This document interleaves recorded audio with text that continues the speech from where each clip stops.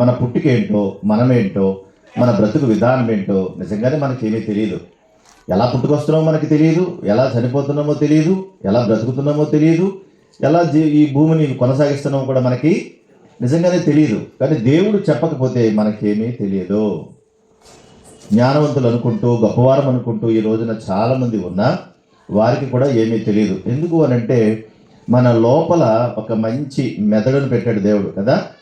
ఆ మెదడు ద్వారా అనేక విషయాలు మనం ఆలోచిస్తామేమో కానీ ఆ మెదడుకున్నటువంటి పరిధి దాటి ఎవరూ ఆలోచించలేరు. దానికి ఒక పరిధి ఉంటుందన్నమాట, ఒక నియంత్రణ, ఒక లిమిట్ అంటారు. అది ఎక్కడ దాకా ఉంటుందో అక్కడ దాకానే ఆలోచించగలం, కానీ అది దాటి ఎవరు కూడా ఆలోచించలేం. ఎవరికి తెలియదు కూడా.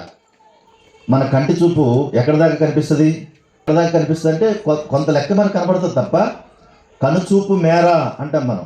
అంటే కనుచూపు ఎక్కడ దాకా కనిపిస్తుందో అక్కడ దాకానే ఉంటుంది. అది దాటితే మన కంటికి కూడా కనిపిస్తుంది. అంటే దేవుడు అక్కడ దాకా కనబడాలని దీన్ని ఇచ్చాడు కనుకనే అది అక్కడ దాకానే కనిపిస్తుంది. విచిత్రం ఏంటంటే మనకున్నటువంటి ఐస్, మనకున్న కళ్ళు బ్లాక్ అండ్ వైటా కలరా? అవి ఇవేంటి? బ్లాక్ అండ్ వైటా కలరా? బ్లాక్ అండ్ వైట్ కదా. అందుకనే కదా మీకు రంగులేం కనిపించట్లేదు, నల్లగాను తెల్లగాను అంతే కదా. మరి అందుకే కదా ఎలాగంటున్నారు మరి మీరు. మన చిన్నప్పుడు ఉండేవి బ్లాక్ అండ్ వైట్ ఫోటోలను తీసేవారు కదా. అవి ఎలా ఉండేవి? అయితే నలుపు లేదంటే తెలుపు. ఎంత ఎర్రగా ఉన్నా ఎంత నల్లగా ఉన్నా తెలుపు నలుపు తప్పే దాని మీద ఇంకేమీ కనబడదు. కానీ ఇప్పుడు దేవుడు మనకేమి ఇచ్చాడంటే బ్లాక్ అండ్ వైటా కలర్ ఇచ్చాడు. కాబట్టి కలర్గా మనకు కనిపిస్తూ ఉంది. ఏ కలర్ అయినా సరే ఈ కన్ను గ్రహిస్తూ ఉంది, లోపల సిగ్నల్ వెళ్తూ ఉంది మెదడుకి. తద్వారా ఏమవుతుందంటే ఈ కంటికి ఇది పలానా కలర్, ఇది పలానా కలర్ అని చెప్తూ ఉంది. అంటే ఒక విచిత్రమైనటువంటి ఆకారాన్ని నిర్మాణం చేశాడు. ఇంత గొప్ప నిర్మాణం చేసినటువంటి ఈ ఆకారం గురించి ఏ మనిషికి తెలియదు. నిజం, ఏ మనిషికి తెలియదు. ప్రవక్తలైనా, గొప్పవారైనా, బాగా సైన్స్ తెలిసిన వారైనా ఎవరికి ఏమీ తెలియదు. ఎందుకు తెలియదు అని అంటున్నానంటే, ఒకవేళ సైంటిస్ట్ అనుకుందాం. సైంటిస్ట్ అయితే ఏం చేస్తాడు? పరిశోధనలు చేస్తాడు కదా. దేని మీద చేస్తాడు పరిశోధనలు? ఇప్పుడు భూమి ఉందనుకోండి, భూమి మీద పరిశోధన చేయాలి అతను, చేస్తాడు. ఈ భూమి లోపల ఏముందో, ఈ భూమి ఎలా ఉద్భవిస్తూ ఉందో, ఇది ఎలా తిరుగుతూ ఉందో, ఏం చేస్తూ ఉందో, దీని యొక్క సంగతులు ఏంటో తెలుసుకుంటాడు. ఒకవేళ భూమే లేదనుకోండి, దేన్ని తెలుసుకుంటాడు? భూమి ఉంది కనుక తెలుసుకుంటున్నాడు. భూమి లేకపోతే ఏమిటి తెలుసుకుంటాడు? అది అలాగన్నమాట.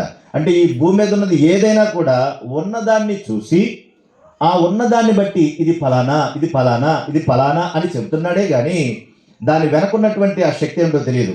భూమి గుండ్రంగా తిరుగుతూ ఉంటే ఈ భూమి దేవుడు ఎట్లా అయితే నిర్ణయించాడో అలాగే అది గాడి తప్పకుండా, ఒక ఇంచు అటు కదలకుండా, ఒక ఇంచు ఇటు కదలకుండా దానికి ఇచ్చినటువంటి పరిధిలో అది చక్కగా తిరుగుతూ ఉంది. ఈ భూమి కదులుతూ ఉంది, తెలుసు మీకు తెలదా? ఈ భూమి కదులుతుంది. ఇప్పుడు మనం నిల్చున్నామా? ఇది కదులుతుంది. మరి కదులుతుంటే మనం ఎలా ఉన్నామనంటే మనం ఎలా నిలబడేంత విధంగా అది కదులుతుంది. అది ఏమన్నా గాడి తప్పింది అనుకోండి, అంటే గాడి తప్పడం అంటే ఇప్పుడు ఇక్కడ తిరగాలి, ఇది దాటి ఇలా వెళ్తే ఏమవుతుంది? ఇది ఒక బెలూన్ అనుకుందాం. ఈ బెలూను ఇటు పోకుండా సమానంగా ఇక్కడే తిరగాలనుకుందాం. కొంచెం వాటర్ ఎక్కువైంది అనుకోండి, దాంట్లో వాటర్ బరువు ఇటు వెళ్తే ఏమవుద్ది? ఇటు వస్తుంది, ఇటు వస్తే ఇటు వస్తుంది, ఇలా వస్తే ఇలా వస్తుంది, ఇలా వెళ్తే ఇలా వెళ్తుంది. అంటే ఏదైనా కూడా అది భూమి ఏదైనా గాడి తప్పి పొరపాటున అటు ఇటు కానీ గాడి తప్పిందా, ఎన్ని ప్రమాదాలు జరగాలో అన్ని ప్రమాదాలు జరిగిపోతాయి. అందుకని విచిత్రం పడ్డ కనుక భూమి ఎలా ఉంది, ఆకాశం ఎలా ఉంది, నక్షత్రాలు ఎలా ఉన్నాయని వీటన్నిటినీ చూసి చెప్పాలే తప్ప వీటి వెనకున్నటువంటి దేవుని గురించి మాత్రం ఎవరు మాట్లాడుకోరు. అర్థం కాదు. ఒకసారి వెనక దేవుడు ఉన్నాడు, దేవుడు ఈ శక్తి అంతా నడిపిస్తూ ఉన్నాడు, ఈ ప్రకృతి అంతా నడిపిస్తూ ఉన్నాడు. ఆ ప్రకృతిలో నేనున్నాను, నేను మనిషిని అనే సంగతిని మర్చిపోయి దేవుళ్ళలాగా ఫీల్ అయిపోయి దేవుని సంగతిలోకి వెళ్ళిపోతూ ఉంటాడు. కానీ దేవుడు ఉన్నాడని మాత్రం ఒప్పుకోడు. అది తేడా. కనుక మన ప్రారంభం, మన పుట్టుక, మన జీవన విధానం వీటినన్నింటినీ కూడా దేవుడు పరిశుద్ధ గ్రంథంలో ఇమిడ్చి చక్కగా అమర్చి మీరు ఎలా బ్రతకాలో, మీరు ఎలా ఉండాలో, మీరు ఎలా జీవించాలో, ఏ విధంగా చేస్తే మీరు బాగుపడతారో అని ఆ విషయాలన్నింటినీ రాయిస్తే ఆ తర్వాత ఆదాము ద్వారా ఈ భూమి మీద ఉన్నటువంటి సకల మానవాళిని కూడా విస్తరింపచేశాడు. ఇది మనం చదువుకుంటూ వచ్చాం. అందులో భాగంగానే ఆదాము నుండి నోవహు కాలానికి వచ్చేసాం కదా. నోవహు జలప్రళయం ద్వారా దేవుడు ఏం చేశాడు, మొత్తం తుడిచిపెట్టేశాడు. ఆనాడు పాపం చేస్తున్నటువంటి వారందరినీ కూడా తుడిచిపెట్టి చంపేశాడు. కాబట్టి ఆదాము సంతానం వచ్చిన వాళ్ళందరూ వెళ్ళిపోయారు. ఎవరు వచ్చారో తర్వాత అనుకున్నాం, నోవహు కాలంలో వచ్చిన వాళ్ళే ఈ భూమి అంతా కూడా విస్తరించారు. ఆ నోవహు సంతానములో షేము సంతానం నుంచి ఎవరు వచ్చారు అనుకున్నాం, అబ్రహాం వచ్చాడు. ఆ తర్వాత అబ్రహాము సంతానం నుంచి ఎవరు వచ్చారు అనుకున్నాం, ఇస్సాకు వచ్చాడు. ఇస్సాకు తర్వాత యాకోబు వచ్చాడు. అబ్రహాంకి ఏమని చెప్పాడు దేవుడు, ఇదిగో నీ సంతానమును నేను ఆశీర్వదిస్తాను, నీ సంతానం గొప్పగా నేను దీవిస్తాను అని దేవుడు వాగ్దానం చేసి ఆ వాగ్దాన ప్రకారంగా అబ్రహాము నడిపించుకుంటూ వచ్చాడు. ఒకసారి చూడండి, ఆదికాండం 17వ అధ్యాయం మొదటి వచనం చూడండి. ఆదికాండము 17వ అధ్యాయము మొదటి వచ్చిన భాగం. అబ్రహాము 99 ఏండ్ల వాడైనప్పుడు యెహోవా అతనికి ప్రత్యక్షమై, నేను సర్వశక్తి గల దేవుడను, నా సన్నిధిలో నడుచుచు నిందారహితుడవై ఉండుము అన్నాడు. దేవుడు తన్ను తాను అబ్రహాముకు, అప్పుడు అబ్రహాంగా ఉన్నాడు, ప్రత్యక్షపరుచుకున్నాడటండి. ప్రత్యక్షపరచుకోవడం అంటే తన స్థితిగతులు, తన ఉనికి, తన ఆలోచన, తన పద్ధతి, తన ఎవరు ఏంటనే విషయాలను అబ్రహాముకు తెలియజేశాడు. అబ్రహాం ఆ రోజు అన్యుడిగానే ఉన్నాడు. అన్యుడైనటువంటి అబ్రహాముకు తన విషయాలన్నీ జ్ఞాపకం చేస్తూ, నిన్ను గొప్ప జనాంగంగా చేస్తాను, నిన్ను ఆశీర్వదిస్తాను అని వాగ్దానం చేశాడు. అబ్రహాం తర్వాత మరలా ఇస్సాకుతో కూడా మాట్లాడుతూ వచ్చాడు ఆయన. చూడండి ఒకసారి, ఆదికాండం 26వ అధ్యాయం. ఆదికాండము 26వ అధ్యాయం మొదటి వచ్చిన భాగం. అబ్రహాము దినములలో వచ్చిన మొదటి కరువు గాక మరి ఒక కరువు ఆ దేశంలో వచ్చిన. అప్పుడు ఇస్సాకు గెరారులో ఉన్న ఫిలిష్తీయుల రాజైన అబీమెలెకు వద్దకు వెళ్ళాను. అక్కడ యెహోవా అతనికి ప్రత్యక్షమై, నీవు ఐగుప్తులోనికి వెళ్ళక నేను నీతో చెప్పు దేశమందు నివసించుము, ఈ దేశమందు పరవాసివై ఉండుము, నేను నీకు తోడయుండి నిన్ను ఆశీర్వదించదను. ఎలయనగా నీకును నీ సంతానమునకును ఈ దేశములన్నీ ఇచ్చి నీ తండ్రైన అబ్రహాముతో నేను చేసిన ప్రమాణము నెరవేర్చి ఆకాశ నక్షత్రముల వలె నీ సంతానమును విస్తరింపజేసి ఈ దేశములన్నీ నీ సంతానమునికి ఇచ్చెదను. నీ సంతానం వలన సమస్త భూలోకంలోని సమస్త జనులు ఆశీర్వదించబడుదురు అన్నాడు.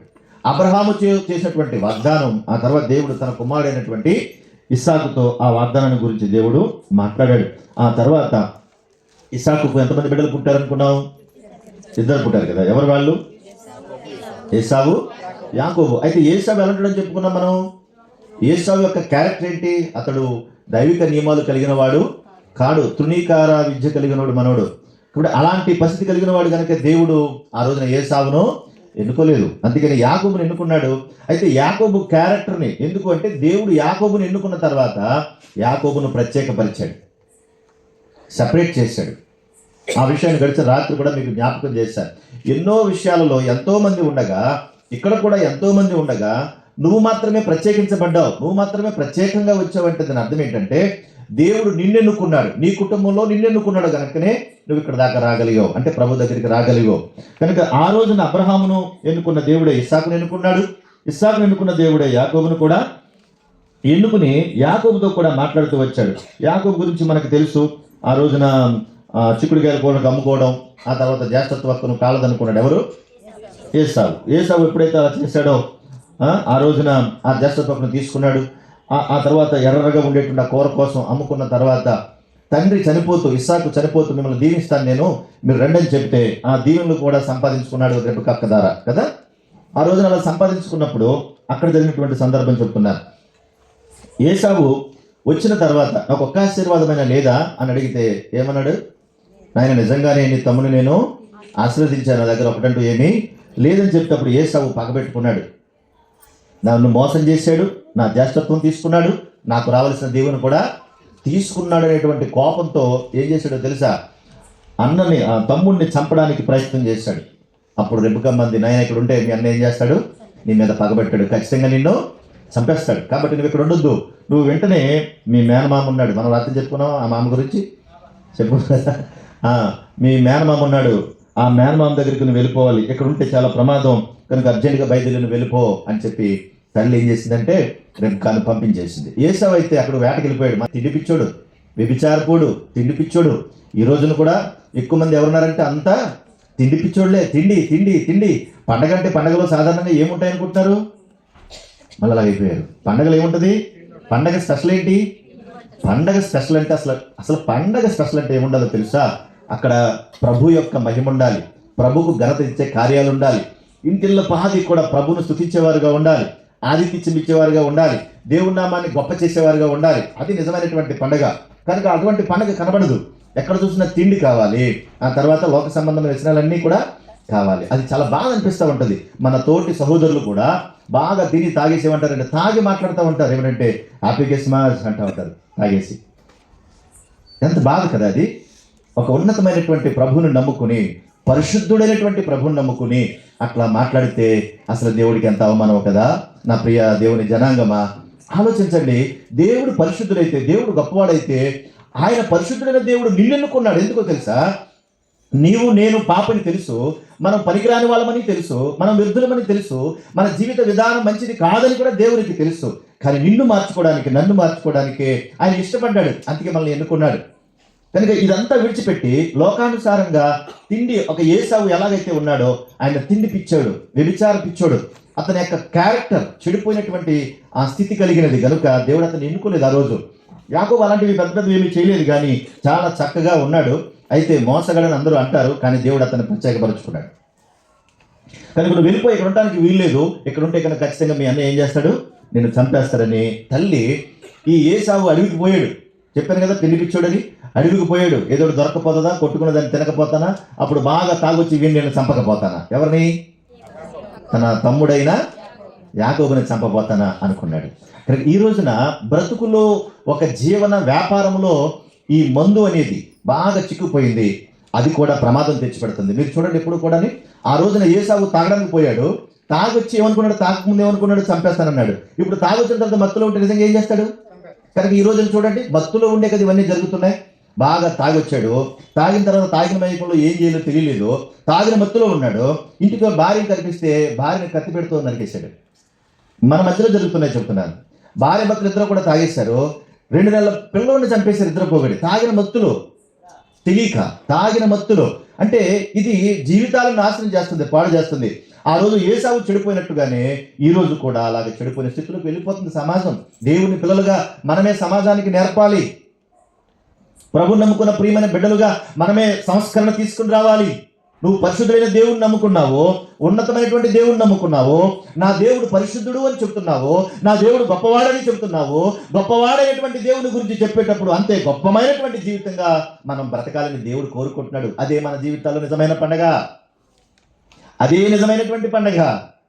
కనుక ఆ రోజున యాకోబు జీవితం ఒక టర్నింగ్ పాయింట్ అయింది అక్కడ. ఎందుకు అంటే అన్నగారు వచ్చే లోపల యాకోబుని పంపించేసింది. అన్నగారు వచ్చాడు, ఎక్కడికి పోయి వెతుక్కునే లోపల ఇన్ఫర్మేషన్ వచ్చింది. ఇన్ఫర్మేషన్ అందించే వాళ్ళు ఉంటారు కదా, ఉండరా? వేరే పలానా చోట మీటింగ్ జరుగుతుందిరా, ఆ మీటింగ్లో దేవుని మాటలు చెప్తారంట, మంచి మాటలు మనం వినాలిరా, రారా అని ఎవరైనా చెప్తారు. ఇలాంటి ఇన్ఫర్మేషన్ ఏమైనా ఇస్తారేంటి? ఎక్కడ బాగా మందు దొరుకుతుందో, ఎక్కడ పేకాట క్లబ్బులు ఉంటాయో, ఎక్కడ బాగా చెడిపోయే కార్యక్రమాలు ఉంటాయో, ఎవరు ఫ్రీగా పోస్తూ ఉంటారో అవి మాత్రం పక్క ఇన్ఫర్మేషన్ ఇస్తూ ఉంటారు. ఒరే పలానా చోట ఉందంట, మనం వెళ్ళిపోదాం అనుకుంటారు అంతే. కానీ మంచి మాటలు దొరుకుతున్నప్పుడు ఇన్ఫర్మేషన్ ఎవరో? ఆ రోజున ఏసావుకు చెప్పేశారు ఆల్రెడీ, ఇదిగో మీ అమ్మ మీ తమ్ముడితో మాట్లాడింది, ఆల్రెడీ వాడు వెళ్ళిపోయాడు, మీ మేనమామ ఇంటికి పోయాడు, ఇప్పుడప్పుడే నీకు దొరకడు. అంటే అప్పుడు ఏం జరిగిందో తెలియదు, కానీ ఎటుపోయాడు, మొత్తం మీద పోయాడు ఏసావు. మత్తు దిగిపోయి ఉంటుంది ఒకేసారి, అదే కదా మరి, మత్తు దిగిపోయి ఉంటుంది. కానీ యాకోబు మాత్రం బడబల్లాడుతున్నాడు, దడదల్లాడుతున్నాడు.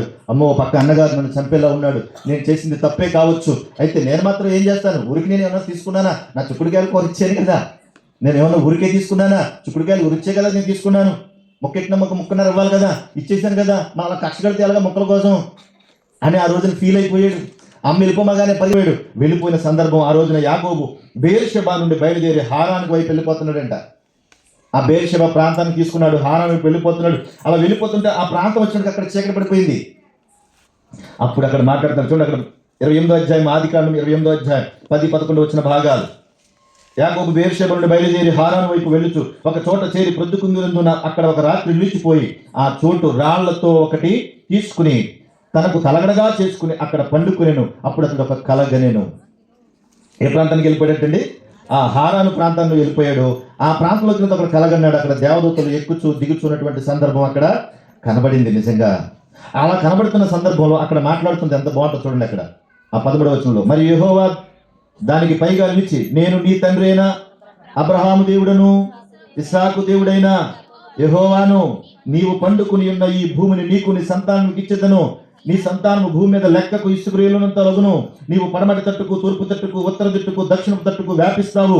భూమి యొక్క వంశములన్నీ నీ మూలముగాను నీ సంతాన మూలముగాను ఆశీర్వదించబడును. మొట్టమొదటిగా దేవుని యొక్క ప్రత్యక్షత పొందుకున్నాడు యాకోబు. అక్కడ అబ్రహాముకు పత్రిక పరుచుకున్నాడు, తర్వాత ఇస్సాకుకు ప్రత్యక్షపరుచుకున్నాడు, ఇప్పుడు యాకోబుకు ప్రత్యక్షపరుచుకున్నాడు. అంటే దేవుని ఎన్నికలో యాకోబు ఉన్నాడు గనక నువ్వు భయపడవద్దు, నేను జనాంగాన్ని, ఒక ఉన్నతమైనటువంటి సంతానాన్ని నీ ద్వారా నేను ఆశీర్వదిస్తాను, నీ ద్వారా ఒక జనాంగాన్ని ఇస్తాను, కాబట్టి నీకు నేను తోడుగా ఉంటాను, నువ్వు వెళ్ళు ప్రతి స్థలంలో నిన్ను కాపాడుతాను, మరలా తిరిగి నిన్ను రప్పిస్తాను అన్నాడు. ఈ దర్శనాన్ని చూశాడు, ఈ కళ చూశాడు, ఈ దర్శనాన్ని చూశాడు, ఇది చూడగానే వెలుగు వచ్చింది, భయపడ్డాడు. అక్కడ అంటున్నాడు మాట, ఇది దేవుని మందిరమే కానీ వేరొక కాదు, ఇది పరలోకపు గమని అనుకుని అక్కడ ఏం చేశాడు ఆయన, ఒక స్తంభముగా రాయి నిలిపి దాని మీద నూనె పోసాను. ఆ స్థలమునకు బేతేలను పేరు పెట్టాను. అంటే యాకోబు ఏమైపోయాడు ఇప్పుడు? యాకోబు దేవుని ప్రణాళికలో ఉన్నాడు, అబ్రహాము దేవుని ప్రణాళికలో ఉన్నాడు, ఇస్సాకు దేవుని ప్రణాళికలో ఉన్నాడు. ఆది కాండములో ఆదాము దగ్గర నుండి ఈ యొక్క వరుస క్రమం సంతానం నడుస్తూ ఉంది. మన పుట్టిక అక్కడ ప్రారంభమైంది. అక్కడ నుండి ప్రారంభమైనటువంటి మనం ఇక్కడ దాకా వచ్చాం. చాలా విచిత్రంగా లేదా? ఆశ్చర్యంగా లేదా? నీ కడుపును పుట్టినటువంటి బిడ్డలు ఎంతంత కనబడుతున్నారు? నువ్వెంత ఉన్నావు? నిన్ను కన్నా నీ తల్లిదండ్రులు ఎంతమంది ఉన్నారు? వాళ్ళు వెళ్ళిపోయి మన తాత ముత్తాతలు ఎలా ఉన్నారు? అసలు ఈ వరుస క్రమం చూస్తుంటే విడ్డూరంగాను, ఆశ్చర్యంగాను, అద్భుతంగాను అనిపించట్లేదా కదా? అంటే మనం ఏమవుతున్నాం, రోజు రోజుకి ఆయుష్ పెరుగుతూ ఉంది కదా. అంటే ఏమవుతుంది, ఓ పక్కన తగ్గుతూ ఉంది. బర్త్డే పెరుగుతుందంటే దాని అర్థం ఏంటి? దాన్ని యాక్చువల్గా దాన్ని ఏమన్నంటే క్రైస్ట్మస్ అంటారు. దాన్ని కిస్మిస్ కాదు, కిస్మిస్ కిస్మిస్ కాదు, అది క్రిస్టమస్ అంటారు. అంటే క్రీస్తు యొక్క ఆరాధన. కానీ ఆ ఆరాధనలోనికి వెళ్ళడానికి ముందే అసలు మన ప్రణాళిక ఏంటో తెలుసుకోవాలి. ఆయన ఆరాధిస్తున్నామంటే మనం చూడండి, ఎవరి గురించి అయినా మనకు తెలిసిందనుకోండి, ఆ వ్యక్తి యొక్క జీవిత విధానం మనకి తెలిస్తే వారిని మనం ఆరాధిస్తాం, నిజంగానే ఆరాధిస్తాం. మన మనసులో వారి పట్ల ఒక మంచి ముద్ర ఉండిపోద్ది. వాళ్ళు ఒకరు చెడు చేస్తే చెడుగా ఉంటుంది, మంచి చేస్తే మంచిగా ఉంటుంది. యేసుక్రీస్తును కూర్చున్నటువంటి నిజమైనటువంటి స్థితి తెలుసుకున్నాం అనుకోండి, మన ఉనికిని కూడా తెలుసుకున్నాం అనుకోండి, దేవుణ్ణి చాలా గొప్పగా ఆరాధిస్తాం. అసలు మనం ఎవరమో, ఎలా పుట్టామో మనం అనే విషయం తెలిస్తే చాలా అద్భుతమైపోతాం. దేవుడిచ్చిన సమయంలో దేవుడిచ్చిన యొక్క ప్రేమను దేవుని ప్రేమతో పంచిపెట్టగలగాలి. అది దైవికమైనటువంటి లక్షణాలు. కనుక యాకోబు తన జీవితంలో దేవుని నామాన్ని తెలుసుకోలేకపోయాడు, కానీ దేవుడు ప్రత్యక్షత ఇచ్చాడు, నిన్ను గొప్ప జనాంగా చేస్తానని చెప్పాడు. ఆ తర్వాత తన స్థితి ఏంట్లో మాట్లాడాడు, నువ్వు యాకోబు కాదు, ఇక నుంచి నువ్వు ఇశ్రాయేలు అన్నాడు. ఆ మాటలు కూడా మీకు జ్ఞాపకం చేస్తాను గడిచిన రాత్రి, అందుకే స్పీడ్గా వెళ్తున్నారు. ఇక నుంచి ఎవరు నువ్వు అంటే ఇశ్రాయేలు అన్నాడు. ఆ తర్వాత ఆ ముందున్నటువంటి జీవితంలో దేవుని దయాపూర్వక సంకల్పంలో యాకోబు గర్భాన దేవుడు ఒక 12 మంది గోత్రకర్తలను పుట్టించాడు. యాకోబు గర్భంలో నుంచి రాహేలుకు అలాగే లేయాకు పుట్టినటువంటి సంతానాన్ని దేవుడు ఏర్పాటు చేశాడు. అయితే ఆ సంతానము ద్వారా దేవుడు విస్తరింప చేయాలని, ఆ సంతానం ద్వారా దేవుడు మహిమపరచబడాలని, ఆ సంతానము ద్వారా దేవుడు ఉనికి చాటి చెప్పుకోవాలని దేవుడు అనుకున్నాడు. అయితే వాళ్ళందరిలోనూ కూడా ఈ 12 మంది గోత్రాలు కలిసి వాళ్ళు బ్రతుకుతున్న కాలంలో అనుకోని రీతిగా విచిత్రంగా కనాను దేశంలో వీళ్ళందరూ కలిసి ఉంటున్నారు. ఎవరు చూడండి, 37వ అధ్యాయం మొదటి వచనం. ఆది కాండం 37వ అధ్యాయం మొదటి వచనం. యాకోబు తన తండ్రి పరవాసిగా ఉండిన కనాను దేశములో నివసించను. ఆ కనాను ప్రాంతంలో నివసిస్తూ ఉన్నాడు. తీసుకెళ్ళిపోయాడు, అక్కడ నివాసం ఉన్నాడు. అలా నివాసం ఉంటున్నటువంటి పరిస్థితుల్లో అందరూ కలిసి పనిలోకి వెళ్తున్నారు. ఏం పని చేస్తున్నారు వాళ్ళు? గొర్రెలు మేపుకుంటూ ఆ అడవులంతా తిరుగుతూ గొర్రెలు మేపుకుంటూ ఉన్నారు. ఆ తర్వాత వీళ్ళ సంతానంలోనే, యాకోబు సంతానంలోనే కడసారపోడికి ముందు పుట్టాడు. ఎవరు? యోసేపు గారు. యోసేపు కళ్ళగంట ఉండేవాడు అని చెప్పి రాయబడింది బైబిల్లో కదా. ఏం చేసేవాడు? కళ్ళగంట ఉండేవాడు. కళ్ళగన్న తర్వాత అన్నగారుల ముందు అన్ని చెప్తూ ఉండేవాడు. అన్నగారులు ఇతని గురించి చెడుగా చెప్తూ ఉండేవారు. ఇతను వెళ్ళి తండ్రికి ఏదో వాళ్ళు అలా చేశారు ఇలా చేశారు కంప్లైంట్ చేసేవాడు. కంప్లైంట్ చేయడం వల్ల కోపం వచ్చింది. ఎవరికంటే అన్నలకు కోపం వచ్చింది. ఆ రోజున యోసేపును చంపడానికి ప్లాన్ చేశారు, కానీ పెద్దోడు ఒప్పుకోలేదు. ఆ తర్వాత నెమ్మదిగా తీసుకెళ్ళి అమ్మేశారు వాళ్ళు. అలాగా ఇతను ఎక్కడికి పోయాడంటే పోతీఫర్ ఇంట్లోకి పోయాడు కదా. వింటున్నారా? అర్థమవుతుందా? ఇదంతా హిస్టరీ. పోతీఫర్ ఇంట్లోకి వెళ్ళిపోయాడు. పోతీఫర్ ఇంటికి వెళ్ళిన తర్వాత అక్కడ కూడా చాలా ఇబ్బందులు ఎదుర్కోవాల్సి వచ్చింది. ఉదయకాలం చెప్పాను మీకు, ఎక్కడున్నా దేవుని పిల్లలు దైవికంగా బ్రతికినప్పుడు, నీతిమంతులుగా బ్రతికినప్పుడు హింసను ఎదుర్కోవాల్సి వస్తుంది. ఎందుకంటే మంచికి చెడుకి ఎప్పుడు పడదు. నిజానికి అబద్ధానికి పడుతుందా, పొసుగుతుందా? అసలు పొసగదు కదా. కనుక వాస్తవంగా బ్రతకడానికి, దేవుని చిత్తానుసారంగా బ్రతకడానికి ఆ రోజున ఒక యోసేపు నీతిమంతుడిగా సిద్ధపాటు చేశాడు దేవుడు. అయితే అతన్ని ఇబ్బంది పెట్టడానికి చాలా ప్రయత్నాలు జరిగినాయి. పోతీఫర్ ఇంట్లో కూడా చాలా ఇబ్బంది పడ్డాడు. తీసుకెళ్లి చెరసాల్లో పడేశారు. ఆ తర్వాత అక్కడ ఉండి దేవుని యొక్క కృపచేత ఆ రాజు కనేటువంటి కలలు, ఎవరా రాజు? కళ్ళ కన్నాడు కదా రాజు. హిస్టరీ అంతా చెప్పడా? ఏ రాజు? కళ్ళ కన్నాడు కదా. అవన్నీ వద్దు మనకి. అయితే అతని యొక్క సమాధానం చెప్పడం, ఆ సమాధానం చెప్పిన తర్వాత యోసేపును తీసుకుని వెళ్ళి ఆ దేశానికి ప్రధానమంత్రిని చేయడం, ఇవన్నీ చకచక జరిగిపోయాయి మొత్తం మీద. చూడండి, ఎక్కడ ఆది కాండంలో ఉన్నటువంటి మన ఆదాము గారు, ఎక్కడ యోసేపు. ఈ చరిత్ర అంతా జరుగుతూ ఉండగానే, అంటే ఇదంతా ఏంటంటే దేవుని రక్షణ ప్రణాళికలో దేవుడు ఎవరినైతే ఎన్నుకున్నాడో వారిని నడిపించుకుంటా వస్తూ ఉన్నాడు. వారి కొరకు సెపరేట్ చేస్తూ వచ్చాడు. అందులో భాగంగానే మరలా యోసేపుని దేవుడు అక్కడ ఎన్నుకున్నట్టుగా మనకు కనిపిస్తూ ఉంటుంది. ఆ తర్వాత యోసేపు ఐగుప్తు దేశానికి ఏమైపోయాడు? ఒక ప్రధానమంత్రి స్థాయిలోకి వెళ్ళిపోయాడు. ఆ ప్రాంతానికి వెళ్ళిన తర్వాత ఆ ప్రాంతంలో చూడండి ఒకసారి, ఆదికాండం 46వ అధ్యాయం, ఆదికాండము 46వ అధ్యాయం, ఆదికాండము 46వ అధ్యాయం 27వ వచన భాగం చూడండి. 27వ వచన భాగం, ఐగుప్తులో అతనికి పుట్టిన యోసేపు కుమారులిద్దరూ ఐగుప్తునికి వచ్చిన యాకోబు కుటుంబం వారందరూ 70 మంది అన్నాడు. అంటే ఏంటి ఈ సంతానం అంతా అంటే, ఐగుప్తు ప్రాంతంలో అక్కడ జరుగుతున్నటువంటి వాస్తవం ఏంటంటే, కరువు వచ్చినా కూడా అక్కడ సమృద్ధిగా ఆహారం దొరికింది. అయితే యాకోబు తన కుమారున్నటువంటి చోట ఆ కనాను ప్రాంతంలో ఆహారం అయితే లేదు, కరువు వచ్చింది. కనుక ఈ ఆహారాన్ని తెచ్చుకోవడం కోసమని ఐగుప్తు ప్రాంతానికి వెళ్ళారు వీళ్ళు. ఐగుప్తు ప్రాంతానికి వెళ్ళిన తర్వాత ఎలా అక్కడ జరగడానికి చాలా పెద్ద స్టోరీ జరిగింది కదా మధ్యలో. ఒక మాటలో నేను చెప్పాను, కానీ చాలా ఉంది కదా స్టోరీ అక్కడ. కనుక ఐగుప్తు ప్రాంతానికి వెళ్ళే ముందు యాకోబు చాలా సంశయించాడు, చాలా బాధపడ్డాడు. ఎందుకంటే యోసేపు పోయాడు, తర్వాత బెన్యామీను కూడా తీసుకెళ్ళిపోయారు, ఇప్పుడు ఏం జరుగుతుందో ఏమో అని బాధపడ్డాడు. ఎంతమంది బిడ్డలు నేను పోగొట్టుకోవాలా అని బాధపడితే, యాకోబు ఆ ప్రాంతానికి వెళ్ళడానికి ఇష్టం లేకపోతే అప్పుడు దేవుడు మరలా యాకోబుతో మాట్లాడుతూ ఉన్నాడు. చూడండి ఒకసారి 46వ అధ్యాయం, ఆదికాండం 46వ అధ్యాయం మొదటి వచ్చిన భాగం. అప్పుడు ఇశ్రాయేలు తన కలిగినదంతా తీసుకుని ప్రయాణమై బేర్షెబకు వచ్చి తన తండ్రి అయిన ఇస్సాకు దేవునికి బల్లర్పించెను. అప్పుడు ఆ రాత్రి దర్శనములందు దేవుడు యాకోబు యాకోబు అని ఇశ్రాయేలును పిలిచెను. అందుకు అతడు, చిత్తం ప్రభువా నేను, ఆయన నేనే దేవుడను, నీ తండ్రి దేవుడను, ఐగుప్తునకు వెలుగుటకు భయపడకము, అక్కడ నిన్ను గొప్ప జనముగా చేసేదను అన్నాడు. నువ్వేం భయపడద్దు, నువ్వు వెళ్ళు, అక్కడ నిన్ను గొప్ప జనంగా చేస్తాను. విచిత్రం ఏంటంటే, దేవుని పిల్లలు ఎక్కడున్నా దేవుని బిడ్డలుగానే బ్రతకాలి. Praise the Lord. దేవుని బిడ్డల సాక్ష్యాన్ని కాపాడుకోవాలి. వాళ్ళు ఎక్కడున్నా కూడా వాళ్ళ ప్రవర్తన విధానం, వాళ్ళ మాట తీరు, వారు చేసేటువంటి పనులు, క్రియలు ఎక్కడున్నా దేవుణ్ణి గణపరిచేటట్టుగా ఉండాలి. నిన్ను చూసిన వారు ప్రభువును చూసినట్లుగా, నీ మాట విన్నవారు కూడా ప్రభు మాటలు వింటున్నట్టుగా ఆనందం పడాలి. అది నిజమైనటువంటి క్రిస్మస్ ఆనందం అంటారు దాన్ని. పేతురు అక్కడక్కడ తిరుగుతూ ఉన్నా కూడా ఆ కూర్చున్నటువంటిప్పుడు చిన్నది వచ్చి మాట్లాడిందంట, నీ స్వరము నిన్ను గురించి సాక్ష్యం చెప్తుంది, నిన్ను ఎక్కడో చూశాను, నువ్వు ఆ బోధకుడి దగ్గర ఉన్నావు కదా అని అడిగింది. ప్రభు యొక్క మాట విన్నప్పుడు ప్రభుతో పాటు ఉన్నటువంటి పేతురు కూడా ఆ మాట విధానం చెప్పింది, సాక్ష్యం చెప్పింది. కనుక ఎక్కడున్నా సరే మన యొక్క నమ్మకమైనటువంటి సాక్ష్యాన్ని మనం కాపాడుకోవాలి. అది నిజమైన క్రిస్మస్ ఆనందం అంటారు దాన్ని, క్రీస్తు ఆరాధన అంటారు దాన్ని. ఎక్కడైతే సాక్ష్యం దెబ్బతింటదో అప్పుడే నువ్వు దేవుని అవమానపరిచినట్లు లెక్క కదా. క్రిస్మస్ అంటే ఎంత సంతోషం కలిగి ఉండాలంటే, దైవికమైనటువంటి ఒక మంచి గుణాలు కలిగిన వారే అన్ని జనుల మధ్య దేవుని నామాన్ని ఊరేగించాలి. అలాంటి స్థితి కావాలని కోరుతున్నాడు దేవుడు. అలాంటి గొప్పవారిగా ఉండాలని కోరుతున్నాడు. తన బిడ్డలు అంత బాగుండాలని కోరుతున్నాడు కదా. మరి అలాంటి స్థితికి వస్తున్నారు, కనబడుతున్నాం మనకి? మనం అట్లా కనబడుతున్నామా? అలాగే ఉంటున్నామా?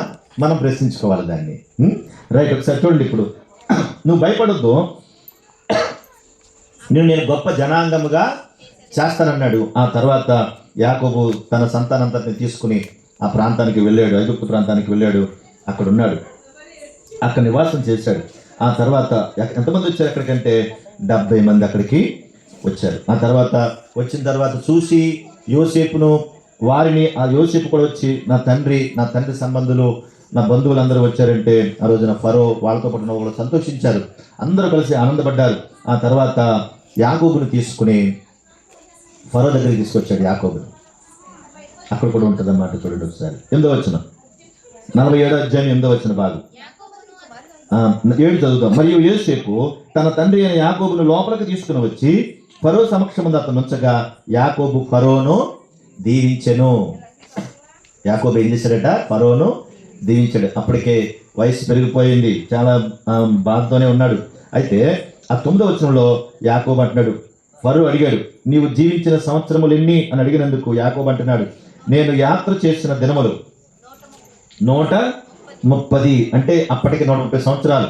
నేను జీవించిన సంవత్సరములు కొంచెముగాను దుఃఖ సహితముగాను ఉన్నవి అని చెబుతున్నాడు. అంటే ఎందుకు అలా చెప్పాడంటే, అబ్రహాం ఎన్ని సంవత్సరాలు బతికాడంటే 175 సంవత్సరాలు బతికాడు. ఇస్సాకేమో 180 సంవత్సరాలు బతికాడు. యాకోబు మాత్రం 147 సంవత్సరాలే బతికాడు.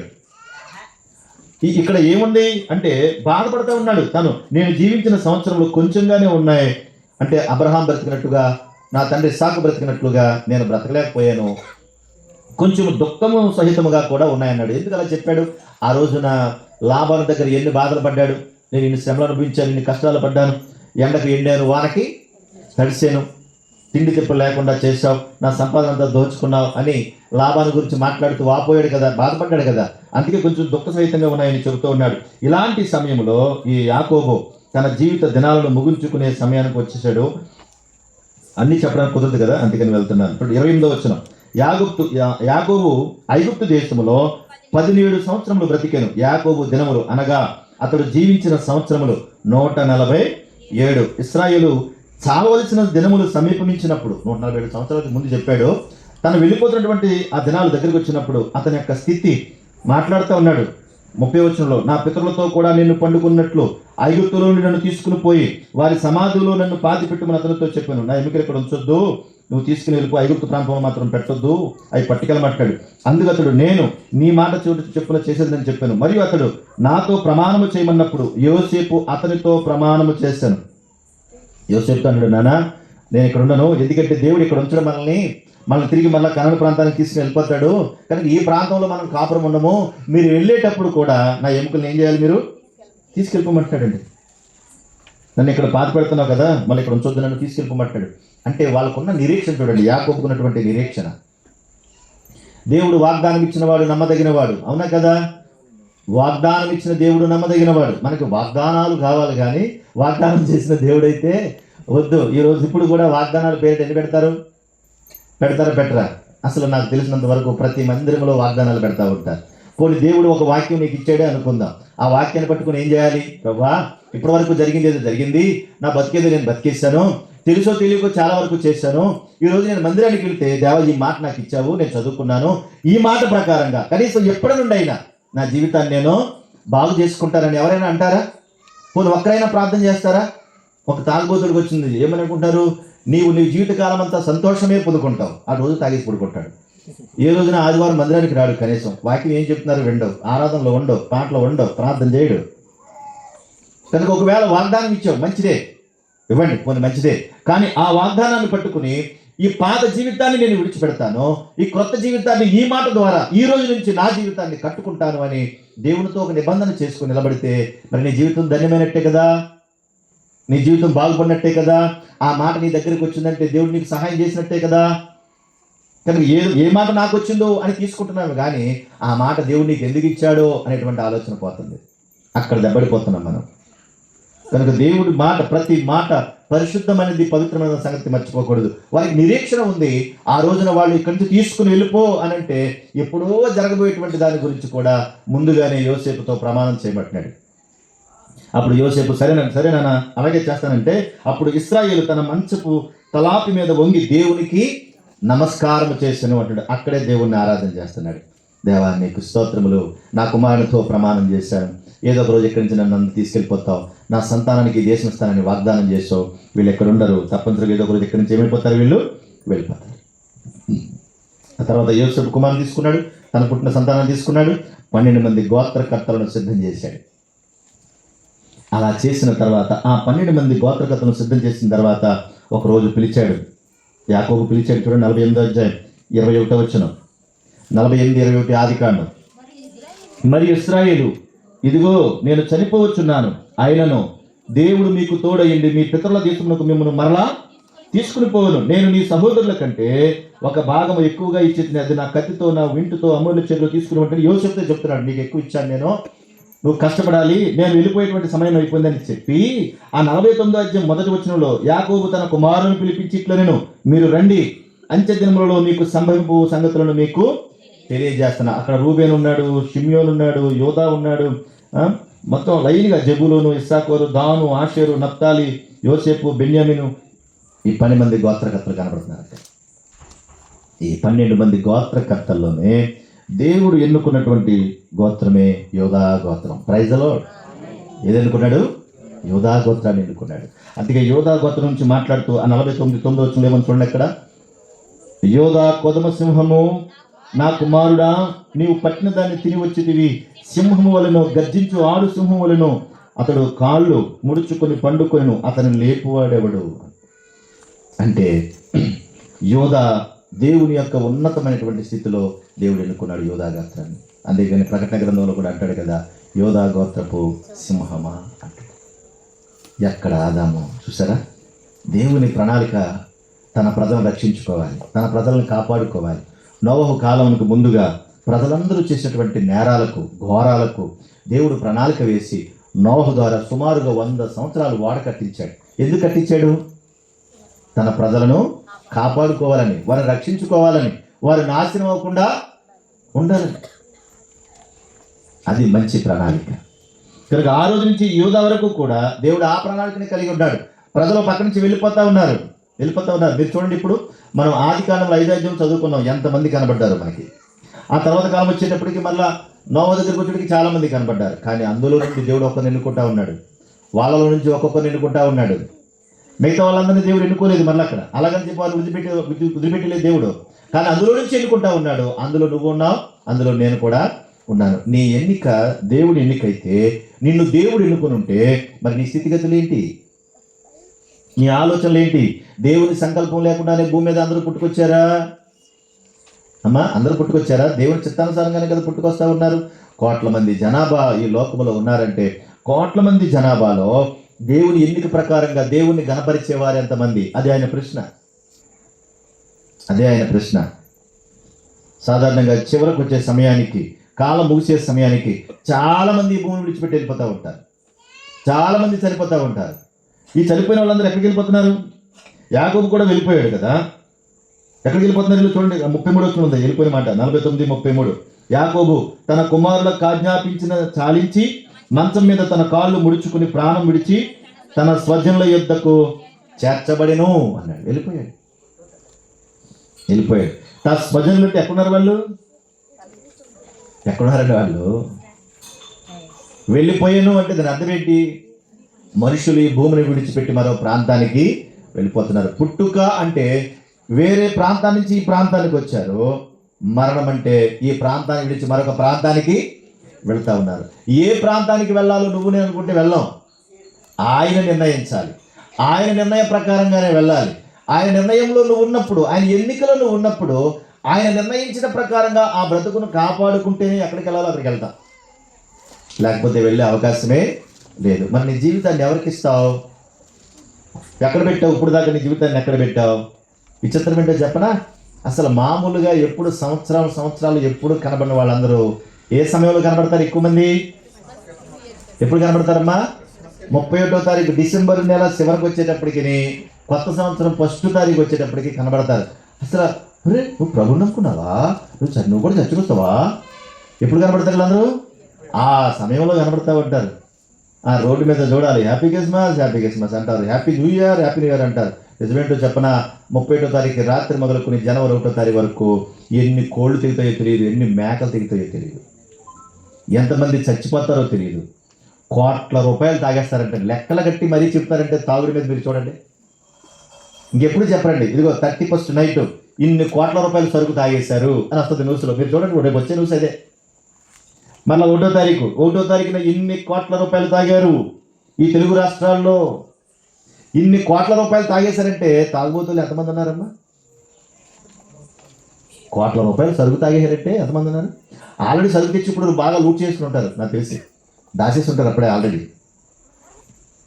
అంటే నా జీవితం ముగించిపోయే సమయం వస్తుంది, నేను ఏ సమయమైనా ముగిసిపోతాను, ఏ సమయంలో ఏం జరుగుతుందో నాకు తెలియదు. యాకోబు అంటాడు, తన స్వజనుల యొద్దకు వెళ్ళిపోయాను అని కాన్ఫిడెన్స్గా చెప్పగలుగుతున్నాడు. దేవుడు కూడా దాన్ని అంగీకరించాడు. మరి నువ్వు చెప్పగలవా? దేవుడు ఒక గొప్ప జీవితాన్ని నీకు ఇచ్చాడు. అసలు రేపు ఏమి జరుగుతుందో నీకు తెలియదు అన్నాడు కదా దేవుడు. రేపు ఏం జరుగుతుందో నీకు తెలియదు అన్నాడు కదా. ఒకవేళ ఈ రోజే చివరి రోజు అవ్వచ్చు కదా. మొన్న ఒక పాస్టర్ గారు చనిపోయాడు కదా, ఒక ఆయన జోసెఫ్ గారు అన్న ఆయన. రాత్రి 31 ఆ ముందు రోజు రాత్రి వాక్యం చెప్పాడు సభలో. మళ్ళీ రోజు ఉదయకాల సమయమే హార్ట్ అటాక్ వచ్చి చనిపోయారు ఆయన. వెళ్ళిపోయాడు ప్రభు సన్నిధికి. ఆయన దోకాయం లేదు. కానీ మరి నీ జీవితం ఏంటి? నీ ఆలోచన ఏంటి? దేవుడంటే ఎరగక, దేవుడంటే తెలియక, దేవుని ఉద్దేశం ఏంటో తెలియక, దేవుని ప్రణాళిక ఏంటో కూడా తెలియకుండా ఉత్తినే నోటితో హ్యాపీ క్రిస్మస్ అని బతికేస్తే నిజమైనటువంటి ఆరాధన అవుతుందా? అది అవుతుందా? దేవుడు ఎంత బాధపడతాడండి, ఎంత బాధపడతాడు, ఎంత దుఃఖపడతాడో తెలుసు. ఆయన నా బిడ్డలు ఇంత పెంచి పెద్ద చేశాను, చక్కగా ఉంచానే, వీళ్ళు ఇలాగైపోయారు అనుకుంటాడు. ఆ రోజున యాకోబు వెళ్ళిపోయాడు. యాకోబు వెళ్ళగానే అన్నలందరికీ, యోసేపు అన్నలందరికీ భయం వేసింది. ఒరే నాన్న వెళ్ళిపోయాడు రా, ఇప్పుడు మనల్ని ఏం చేస్తాడు? ఆల్రెడీ ప్రధానమంత్రి స్థాయిలో ఉన్నాడు కదా, మనల్ని ఏమన్నా చేయొచ్చు, మనం ఏం చేద్దాంరా బాబు అని అంటే అందరూ కలిసి యోసేపు దగ్గరకు వచ్చి, ఇదిగో నాన్న వెళ్ళిపోయేటప్పుడు ఏం చెప్పాడో తెలుసా? బాగా చూసుకోమని మమ్మల్ని. నాన్న ఏం చెప్పాడో తెలదు, కానీ ఏం చెప్తున్నారు? మమ్మల్ని బాగా చూసుకోమన్నాడు అంటే పాపం యోసేపు గొల్లుమని ఏడ్చాడు. అన్నలారా, నేను మిమ్మల్ని ఏమి చేయను, మీరు నాకు కీడు చేయాలనుకున్నారు. ఏం చేద్దాం అనుకున్నారు? మీరు నాకు కీడు చేద్దాం అనుకున్నారు, కానీ దేవుడు అన్ని మేలుకే చేశాడు. Praise the Lord. మనుషులందరూ ఎప్పుడు కీడే చేస్తారు, చాలా వరకు కీడే చేస్తారు. స్వార్థముతో నిండిపోయిన మనుషులు, పాపంతో నిండిపోయిన మనుషులు, ద్వేషముతో నిండిపోయిన మనుషులు, ఎదుటివాడిని పత్తాల్సలేదు అంటారు చూసారా, అలా నిండిపోయినటువంటి మనుషులు ఎక్కువ మంది, చాలా మంది ఎక్కువ కీడు చేసేవాళ్ళే ఉన్నారు. మంచి చేసేవాళ్ళు చాలా తక్కువ మంది ఉంటారు. కానీ ఆ రోజున అన్నలందరూ కూడా చంపడానికి సిద్ధపడినా కూడా యోసేపు మాత్రం ఏమీ వాళ్ళని చేయలేదు. మీరు నాకు కీడు చేయాలనుకున్నారు, మీరు నన్ను చంపాలనుకున్నారు, కానీ దేవుడు దీన్ని ఏం చేశాడో తెలుసా? మేలుకే చేశాడు. నేను ఈ ప్రాంతానికి రావాలంటే దాని ఉద్దేశం ఏంటి? ఇప్పుడు మీరు కూడా ఆలోచించాలి. దేవుని ప్రణాళిక ఆ రోజు యాకోబు ఏదో ఒక రోజు ఐగుప్తుకు వస్తాడు. ఐగుప్తులో అక్కడ వ్యాధి అనుభవించాల్సి వస్తుంది, వీళ్ళందరూ కూడా అక్కడ ఇబ్బంది పడాల్సి వస్తుంది, కంపల్సరీకి వస్తాడు, ఆ కరువులో వీళ్ళు చిక్కుకుంటారు అని యాకోబు అక్కడికి రాకముందే ఇదంతా ఎరిగిన దేవుడు ఫస్ట్ ఎవరిని పంపించాడు? అక్కడికి యోసేపును పంపించాడు. చూడండి, మనకి తెలియదు, మనం ఎలాంటి వాళ్ళో చెప్పనా? భోజనాలు ఎక్కడరా? పలానా చోట. వడ్డించేవాడు ఎవడరా? మనోడే. కాబట్టి మనం ఏ సమయానికి వెళ్ళినా పర్వాలేదు, ఎందుకంటే మనోడు అక్కడ ఉన్నాడు కాబట్టి ఏ సమయంలో మనం వడ్డించేస్తాడు అనుకుంటాం. మనం ఈ టైపు. కానీ దేవుడు అలా కాదు, ఎప్పుడో జరగబోయే సంగతిని కూడా ఉద్దేశించి ముందుగానే యోసేపుని అక్కడికి పంపించాడు. నువ్వు వెళ్ళాలి నాయన, నువ్వు అక్కడ ఉండాలి. నీ కుటుంబంలో ఎంతమంది ఉన్నారో ఏమో తెలియదు, కానీ నిన్నే దేవుడు ఎన్నుకున్నాడు. నువ్వు వెళ్ళాలి, నీ చుట్టూ ఉన్న వారిని కూడా నువ్వు కాపాడుకోవాలి, వారి నుంచి నువ్వు బయటకు తీసుకుని రావాలి. వాళ్ళ కీడులో ఉన్నారు, నువ్వు మేలులోకి తీసుకుని రావాలి. That is Christmas. అదే క్రిస్మస్ అంటే. కీడులో ఉన్న వారిని మేలులోకి తీసుకుని రా, చెడిపోయిన వారిని పరిశుద్ధులుగా మార్చడానికి ప్రయత్నించు, నువ్వు మంచిగా బ్రతికి దేవుళ్ళలోనికి నడిపించు. అదే క్రిస్మస్ అంటే. మీరు నాకు కీడు చేయాలనుకున్నారు, కానీ దేవుడు మేలు చేశాడు. కనుక దేవుని మేలులో నేనున్నాను కనుకనే మీకు నేను ఏ కీడు చేయట్లేదు. ఒకవేళ నిజంగా లోకానుసారంగా మనుషులైతే ఏం చేస్తారు? దాన్ని మైండ్లో పెట్టుకుంటారు, దాన్ని పగబడతారు. పలా రోజులా చేసావు కదరా, నువ్వు పలా రోజులా చేసావు కదా అంటాడు. మీరు ఆలోచించండి, ఇప్పుడు మనుషులు చేసేటువంటి ఇవే ఆ లెక్కన ఒకవేళ పెట్టుకుంటే తీసుకెళ్లి గోతులో పడేసారే, నాన్న హింసలు పెట్టారే, ఆ క్లాత్ అంతా రక్తంలో ముంచి నీ కొడుకుదేమో చూడన్నారే, వాడు అందులో ఉండి ఒరే నన్ను ఎందుకురా ఇంత బాధపడతారు, నన్ను రక్షించండి రా అంటే వెకిలి చేష్టలు చేశారే, ఆహాహాకారాలు చేశారే, నవ్వారే, వెటకాడ మారారే. అలాగ సమయంలో యోసేపు ఎంత కష్టపెట్టుకోవాలి, కానీ పెట్టుకున్నాడా? అదేనండి క్రిస్మస్ అంటే, అదేనండి నిజమైన ప్రేమ అంటే. మనసులో ఇంత కూడా మనసులో పెట్టకుండా ప్రేమించిన ఒక గొప్ప ఉన్నతమైనటువంటి మనస్తత్వం దేవుని ద్వారా దేవుడు యోసేపుకి ఇచ్చాడు. ఎంత మంచి దేవుడు అండి మనం నమ్ముకున్న దేవుడు. ఆయన ప్రేమ కలిగిన దేవుడు కదా, ప్రేమను చూపించాడు. మీరు కీడు చేద్దాం అనుకున్నారు, కానీ నాకు దేవుడు ఏం చేశాడు? మేలే చేశాడు. కాబట్టి నేను మీకు ఏం చేస్తానంటే మేలే చేశాను. చూడండి ఆదికాండం 50 అధ్యాయం 18వ వచ్చిన భాగం. మరియు అతడు సహోదరులు పోయి అతని ఎదుట సాగిలపడ్డారు. సాగిలపడ్డం అంటే ఏంటి? కాలట్టుకున్నారు. వెళ్ళి ఏమంటున్నారు? ఇదిగో మేము నీకు దాసులమని చెప్పగా మీ పనివారము మీరు నాకు కీడు యోసేపు భయపడకుడి, నేను దేవుని స్థానమందున్నానా? మీరు నాకు కీడు చేయను ఉద్దేశించింది కానీ నేటి దినమున జరుగుతున్నట్లు అనగా బహు ప్రజలను బ్రతికించినట్లుగా అది మేలుకే దేవుడు ఉద్దేశించెను. ఈ క్రిస్టమస్ దేవుడు ఎలాంటాడో తెలుసా? మేలు చేసేవాడు, నశించిపోతున్న వారిని కూడా కాపాడేవాడు. చీయని మొక్క మీద ఊసినా కూడా ఓర్చుకుని సహించుకుని నేను నిన్ను ప్రేమిస్తున్నాను అని చెప్పగలిగినటువంటి గొప్ప దేవుడు ఆయన. అదండి క్రీస్తు ప్రేమ.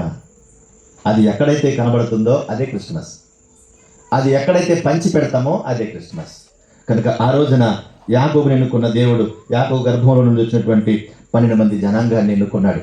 ఆ 12 మంది జనాంగము ఐగుప్తు దేశంలో చక్కగా బతుకుతూ ఉన్నారు, బాగానే ఉన్నారు, పాపం బతుకుతూ ఉన్నారు, బాగానే ఉన్నారు. అయితే అంతకుముందు యోసేపు ఉన్నటువంటి ఆ ఫరో చనిపోయాడు. యోసేపుకు తెలిసినటువంటి ఫరో చనిపోయాడు. ఆ తర్వాత కొత్త రాజు వచ్చాడు, ఐగుప్తు రాజ్యానికి కొత్త రాజు వచ్చాడు. అక్కడి నుంచి మళ్ళా మొదలయ్యారు కష్టాలు. అంతే, ఇక ప్రారంభించారు. ఒరే ఇప్పుడు దాకా వీళ్ళు ఎలా ఉన్నారా, ఇప్పుడేంట్రా అన్నట్టుగా ఉంది పరిస్థితి. చూడండి ఆ నిర్గమకాండం 1వ అధ్యాయం 1వ వచనంలో, ఐగుప్తులోనికి యాకోబుతో వచ్చిన ఇశ్రాయేలు పేర్లు ఏమనగా రూబేను, షిమియోను, లేవి, యోదా, ఇస్సాకారు, జెబులూను, బెన్యామీను, దాను, నఫ్తాలి, గాదు, ఆషేరు. వీళ్ళందరూ ప్రతివాడు తన తన కుటుంబంతో వచ్చారు. ఎక్కడికి? ఐగుప్తు ప్రాంతానికి. యాకోబుతో గర్భమున పుట్టిన వారందరూ 70 మంది. అప్పుడు యోసేపు ఐగుప్తులో ఉండేను. ఆ తర్వాత ఏమైంది? అక్కడ యోసేపును అతని అన్నదమ్ములందరూ ఆ తరం వారందరూ చనిపోయి వీళ్ళందరూ ఏమైపోయారు? వెళ్ళిపోయారు. వాళ్ళందరూ వెళ్ళిపోయారు. కానీ ఎవరు మిగిలారు? వారి తరములో ఉన్నటువంటి పిల్లలందరూ అక్కడ మిగిలారు. ఇప్పుడు వీళ్ళందరూ కూడా ఇశ్రాయేల్ దేశంలోనే ఉన్నారు ఇప్పుడు అక్కడ. అప్పుడు యోసేపును ఎరుగుని కొత్త రాజు ఐగుప్తును పరిపాలన చేస్తాడు. కొత్త ఫరో వచ్చేసాడు. అమ్మా అంటున్నారా? కొత్త ఫరో అంటే ఫరో అని కనపడదు కదా మనకి. ఇప్పుడు మన ఊరికి ప్రెసిడెంట్ గారు ఉంటారా కదా. ప్రెసిడెంట్ గారు ఇప్పుడు ఎలక్షన్ వచ్చింది, ఈ ప్రెసిడెంట్ని తీసేస్తారు, ఇంకో ప్రెసిడెంట్ ఎన్నుకుంటారు కదా. అప్పుడు మళ్ళీ వాళ్ళని కూడా ఏమంటాం? ఈ దిగుబడి వాళ్ళు ఏమంటాం? వీళ్ళని ప్రెసిడెంట్ అంటాం, వాళ్ళని ఏమంటాం? ప్రెసిడెంట్ అంటాం. అలాగే ఫరో అన్నమాట. ఐగుప్తు దేశంలో ఎవరన్నా రాజు వస్తే ఆ రాజుని ఫరో రాజు అంటారు. అర్థమైంది ఇప్పుడు? కనుక ఈ ఫరో రాజు కొత్తగా వచ్చాడు, యోసేపుని ఎరగని రాజు. రే ప్రెసిడెంట్ గారు నాకు తెలుసురా, నేను చెప్తాను, కంగారు నేను చెప్పాను చెప్పు అంటా కదా అప్పుడప్పుడు. మరి యోసేపు ఎంత ఫరో రాజు ఎంత ఫర్ర అంట. ఇదేమో ఫరో రాజు సింహాసనం, పక్కన దానికి ఒక చిన్న మెట్టు, అంతే, అదేం తేడా లేదు.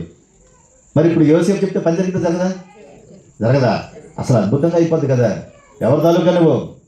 యోసేపు గారి తాలూకా. యోసేపు మా యోసేపు తాలూకా నువ్వు. రే ఇది తీసుకెళ్ళి మొత్తం పక్కన గదించండి, ఏసీ గదించండి ఏంటి చూసారా?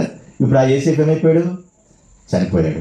ఈ ప్రజలు ఉన్నటువంటి రాజును పరిపాలించేటువంటి ఈ కొత్తగా వచ్చినటువంటి ప్రజలను, ఈ కొత్తగా పరిపాలించే రాజు వచ్చాడు, పాత రాజు ఏమైపోయాడు? ఇప్పుడు చనిపోయాడు. ఇప్పుడు వీళ్ళ తెప్పలు ఎలా ఉంటాయి? ఏమండి యోసేపు గారు తాలూకా అంటే యోసేపు ఆడేవాడు అంటే మనకలాగా లిఖిట్ ఇచ్చి అక్కడ పెద్ద పెట్టి మాజీ అని మన పరిపాలకులు అందరినీ రాస్తారు ఇట్లా. అక్కడ ఏముండవు. ఎవరో యేసేపేవాడు పలాంటి ఇంకా ఏమైపోయింది, ఏం లేదు ఇక్కడ చూస్తూ ఉండదు. మీరు అర్థం చేసుకోండి ఎందుకు చెప్తున్నాను ఈ మాటలు.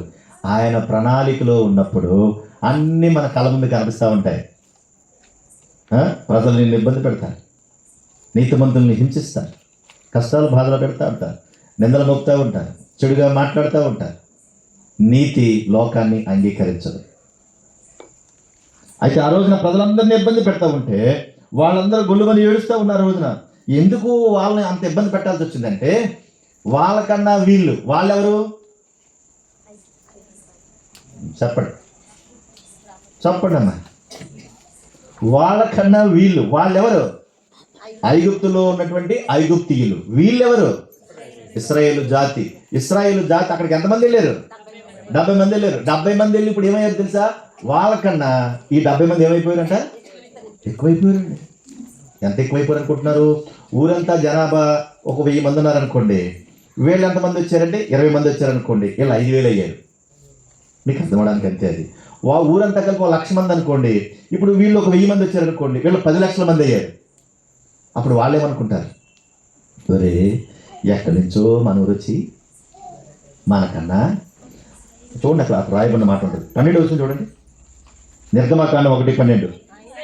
అయినను ఐగుప్తీయులు వారు శ్రమ పెట్టిన కొలది వారు విస్తరించి ప్రబలిరి కనుక వారు ఇశ్రాయేలుల ఎడల అసహ్యపడారంటండి, అసహ్యించుకుంటారంట. వీళ్ళే ట్రబుల్గా ఉన్నారు అని. అంటే ఏంటి? వాళ్ళు ఎన్ని బాధలు పడతా ఉంటే అంత ఎక్కువ మంది వచ్చేస్తారంట. ఎన్ని బాధలు పెడితే అంత ఎక్కువగా ప్రబలుతున్నారంట. అర్థం లేదా? యేసు సామ్రాజ్యాన్ని, మన రాజును అంగీకరించిన వారిని లోకం అంతా ఏమనుకుంటుంది? ఎప్పుడు చంపేద్దాం అనుకోండి. ఆయన వెళ్ళిపోయాడు. నేటికి 21వ శతాబ్దంలోకి వచ్చేసాం. విచిత్రం ఏంటో తెలుసా? ప్రపంచమంతా విస్తరించాడు ఆయన. ప్రైజ్లో ప్రపంచమంతా విస్తరించాడు. క్రిస్మస్ పండుగ అంటే ఇక్కడ మన ఇండియాలోనో లేదా ఇక్కడ మన పక్కన జరుపుకునేది కాదు, ప్రపంచమంతా జరుపుకునే పండుగ. ప్రపంచమంతా జరుపుకునే పండుగ ఏదైనా ఉందంటే ఏదనుకుంటున్నారు? క్రిస్మస్సే. ఎక్కువ మంది అసహించుకునే పరిస్థితులు కూడా ఉన్నాయి ఆ చేసే పనులు బట్టి. కానీ ఆశ్చర్యం, ఆ రోజున వాళ్ళందరినీ కూడా ఏదో చేయాలి, వీళ్ళు ఎక్కువైపోతున్నారా, వీళ్ళు ప్రబలిపోతున్నారని వాళ్ళు అసహ్యపడ్డారంట. అప్పటికే చాలా వెట్టి చాకిరిలో పెట్టారు వాళ్ళని, బానిసలుగా మార్చేశారు వాళ్ళని. ఏ సభ ఎవడో మాకు తెలియదు, వీళ్ళు పని చేయండి అని చెప్పి చెత్తకొట్టారు వాళ్ళందరినీ కూర్చోబెట్టి. ఆ రోజున వాళ్ళు ఎదిగే కొలది వాళ్ళకి చిరాకు వచ్చేసింది. విచిత్రం ఏంటంటే వాళ్ళ బాధలన్నీ భరించలేకపోతున్నారు, ఏడుస్తూ ఉన్నారు. వాళ్ళ జీవితాలన్నీ నాశనం అయిపోయి. ఆ 14 వచనంలో చూస్తే 13-14లో ఇశ్రాయేలుల చేత ఐగుప్తీయులు కఠినముగా సేవ చేయించుకున్నది. వారు ఇశ్రాయేలుల చేత చేయించుకున్న ప్రతి పని కఠినముగా ఉండేదంట.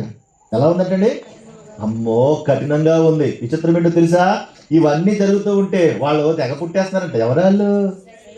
ఇశ్రాయేలు ప్రజలు. ఒరే, వీళ్ళు మన అలా కావట్లేదు, ఏదో చేయాలి, వీళ్ళందరినీ లేపేయాలి అని వాళ్ళు చాలా ప్రయాసపడుతున్నారు. ఏదో రకంగా లేపేయాలంటే వాళ్ళేమో అలా కావటం లేదు. వీళ్ళు ఇంకా అంతకంతకి పెరిగిపోతున్నారు. ఇప్పుడు ఊరు సరిపోద్దండి. మరి ఆ రోజున ఎంత విస్తారంగా పెరిగిపోతుంటే వాళ్ళని విసిగించారు, కఠిన సేవ చేయించుకున్నారు, వాళ్ళ చేత గుడ్డు జాగిరి చేయించుకున్నారు, అసహ్యపడ్డారు.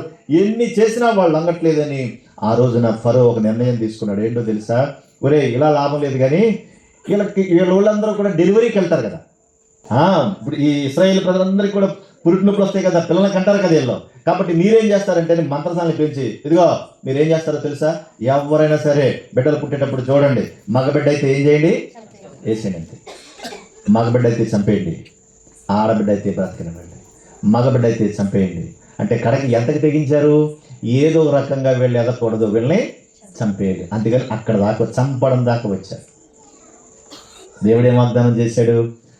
అబ్రహామును పిలిచాడు, నిన్ను ఆశీర్వదిస్తున్నాను, నీ జనము గొప్పగా చేస్తాను. ఇస్సాకును పిలిచాడు, నిన్ను ఆశీర్వదిస్తున్నాను, నీ జనం గొప్పగా చేస్తాను. యాకోబుని పిలిచాడు, భయపడకు, ఐగుప్తులకు వెళ్ళు, నిన్ను గొప్ప జనాంగంగా చేస్తాను, నీ సంతానం అంతా విస్తరింపజేస్తాను అన్నాడు. అది వాగ్దానం చేసిన దేవుడు నమ్మదగినవాడు. మనం మాట ఇచ్చి తప్పుతాం, ఆయన మాట ఇచ్చి ఎప్పుడు తప్పడు. కనుక మాట తప్పని దేవుడు నడిపిస్తా ఉన్నాడు. మగవాళ్ళైతే చంపేయండి అన్నారు. ఆ మంత్రసానులు ఏం చేశారు? దేవునికి భయపడి వాళ్ళు ఎవరిని చంపలేదు. తర్వాత చూస్తూ ఉంటే ఎక్కడ చూసినా ఏడుపు వినపడుతున్నాయి. ఏం ఏడుపులు? అందరూ మగపిల్లోళ్ళే. అవన్నీ చూసా, ఎందుకమ్మా మీరు ఇలా చేశారు, చంపలేదంటే, అయ్యా వాళ్ళు మామూలు కాదు. ఎవరాళ్ళు? ఇశ్రాయేలు ప్రజలు మామూలు కాదు. వాళ్ళు మనలాగా డమ్మీ క్యాండిడేట్లు కాదు. ఐగుప్తీయులు మనలాగా డమ్మీ క్యాండిడేట్లు కాదు. వాళ్ళు చురుకైన వారు, వాళ్ళు గొప్పవారు. మేము వెళ్ళేటప్పటికే డెలివరీ అయిపోతుంది. వాళ్ళు చురుకైన వారు. నువ్వేదో చేద్దాం అనుకున్నావు కానీ మేమేమి చేయలేకపోయాం బాబు. దేవుడు వారికి మేలు చేశాడు. ఇక్కడ ఏమర్థం చేసుకోవాలంటే, దేవుని సామ్రాజ్యాన్ని కూల్చేయాలని ఇప్పటికీ సాతాను ప్రయత్నాలు చేస్తూనే ఉన్నాడు. కూలిపోయిందా? రాజుని ఆ రోజున ఆపేయాలని చాలా ప్రయత్నాలు చేసింది. ఆగిపోయాడు ఆయన. ఈ 10 మంది ఏదో చేయాలిరా అన్నది ఆగాడు ఆయన. అంటే ఆయన రాజ్యం భూప్రపంచమంతా విస్తరించి ఉంది. Praise the Lord. ఎంత గొప్ప స్థితి చూడండి. ఎక్కడ ఆదాము, ఎక్కడ ఐగుప్తీయులు, ఎక్కడ దాకా వచ్చాం. ఇలాంటి పరిస్థితుల్లో దేవుడు ఒక అద్భుతాన్ని చేశాడు. చెప్పి ముగిస్తాను. 2వ అధ్యాయం. లేవి వంశస్థుడు అప్పుడు వెళ్ళి లేవి కుమార్తెను వివాహం చేసుకున్నాను. ఆ స్త్రీ గర్భవతి కుమారుని కానీ వాడు సుందరుడైనట్టు చూచి 3 నెలలు వాడిని దాచాను. తర్వాత ఆమె దాచలేక వాని కొరకు జమ్ము పెట్టు తీసుకుని దానికి జిగటమన్ను కీలును పూసి అందులో పిల్లవాడిని పెట్టి 8 రొట్టెల జమ్ములో దాన్ని ఉంచండి. ఎవరో మనకు తెలుసుకోవాలి. ఇప్పుడు ఎవరైనా లేవి కుమార్తె లేవి పెళ్లి చేసుకుంటే బిడ్డను పుట్టాడు. 3 నెలలు ఎలాగోలాగా దాచింది ఆ తల్లి. ఓకేనా? 3 నెలలు దాచింది. ఎందుకు దాచింది 3 నెలలు? ఎందుకు దాచింది? చంపేమన్నాడు కదా. మరి చంపేమని ఆర్డర్ వేసాడు కదా. ఆఖరికి 3 నెలలు దాచింది. మరి 3 నెలల తర్వాత ఎలా ఉంటాడు? ఏమంటాడు? వంగా అన్న 3 నెలలు దాచింది ఆ తల్లి, ఆ తండ్రి. కానీ దేవుని ప్రణాళికలో ఆ బిడ్డ ఉన్నాడు. Praise the Lord. దేవుని ప్రణాళికలో ఆ బిడ్డ ఉన్నాడు. అందుకనే 3 నెలలు దాచారు. తర్వాత దాయిలాగా జంపెట్టి తీసుకున్నారట. ఏం చేశారు? 9 నదులు వదిలేశారు. వదిలేరా లేదా? వదిలేశారు. వాళ్ళ అక్క ఎవరావిడ దూరం నుంచి వస్తుంది. ఈలోగా మహారాణి వచ్చిందంటే ఎక్కడికి? ఏటివడ్డికి స్నానం చేయడానికి వచ్చింది. ఎవరావిడ? ఫరో కుమార్తె. ఎంత బలి విచిత్రంగా ఉండదండి ఇదంతా. మనకు అర్థం కాదు. మనం మామూలుగా ఆలోచిస్తే ఏం అర్థం కాదు. ఆయన ప్రణాళికలో ఆలోచిస్తే అర్థమవుతుంది. అంతే. అక్కడ ఆమె నిర్ణయించాడు. అదే సమయానికి దమపెట్టి ఇక్కడ వదలడం ఏంటి? ఆ సమయానికి ఆవిడ రావడం ఏంటి? పైగా ఇందులో నుంచి ఏడుపు ఆవిడ కనపడటం ఏంటి? ఆవిడ వచ్చి ఈ పిల్లని చూడడం ఏంటి? ఎంత విచిత్రం. అందులో ఉన్న బాబును తీసింది. ఓ, ఇది ఎబ్రిల్ బిడ్డలో ఉన్నాడే, ఎబ్రిల్ బాబులో ఉన్నాడు, వీడు చాలా అందంగా ఉన్నాడు. వెంటనే దావీదు పిలిచింది. ఇతన్ని నా కోసం నువ్వు పెంచాలి. ఓపెన్ చేయగానే చూసిందంట. అప్పుడు ఆమె ఆ బిడ్డను ఎత్తుకుని ఇతను నీటిలో నుంచి తీశాను కనుక ఇతనికి మోషే అని పేరు పెట్టిందంట. ఇప్పుడు మన ఫస్ట్ హీరో ఎవరు? ఆదాం. ఇప్పుడు మన హీరో ఎవరు? మోషే. హీరో మారిపోయాడు. క్యారెక్టర్ చేంజ్ అయిపోయింది. దేవుని ప్రణాళికలో మోషే ఉన్నాడు. Praise the lord. మోషే ఉన్నాడు. ఆయన ప్రణాళికలో నువ్వు ఉన్నావు, నేను ఉన్నాను. అందుకే దేవుడు తన కళ్ళు చూపించి, తన ప్రేమను చూపించి, ఉన్నతుడైన యేసుక్రీస్తు ప్రభు ద్వారా మనకు రక్షణ మార్గాన్ని ఇచ్చి, మన పాపము నుండి, మన శాపము నుండి మనకు విడుదలనిచ్చి, మనకు విమోచన ఇచ్చి, ఈ లోకంలో ఉన్నతంగా బ్రతకడానికి, నీతివంతులుగా బ్రతకడానికి, పవిత్రులుగా బ్రతకడానికి, పరిశుద్ధులుగా బ్రతకడానికి మార్గాన్ని సరళము చేసి తన పరిశుద్ధ రక్తం చేత మనల్ని కడిగి శుద్ధీకరించాడు. అది క్రిస్మస్. కనుక మోషే దేవుని ఎన్నికలో ఉంటే మనం కూడా దేవుని ఎన్నికలో ఉన్నాం. వింటున్నారా? కనుక మోషే ఒక ఉన్నతమైనటువంటి జీవితాన్ని కలిగిన వాడు. ఎలాగో ఏంటో అనేది మరలా మనం తెలుసుకోవాలి.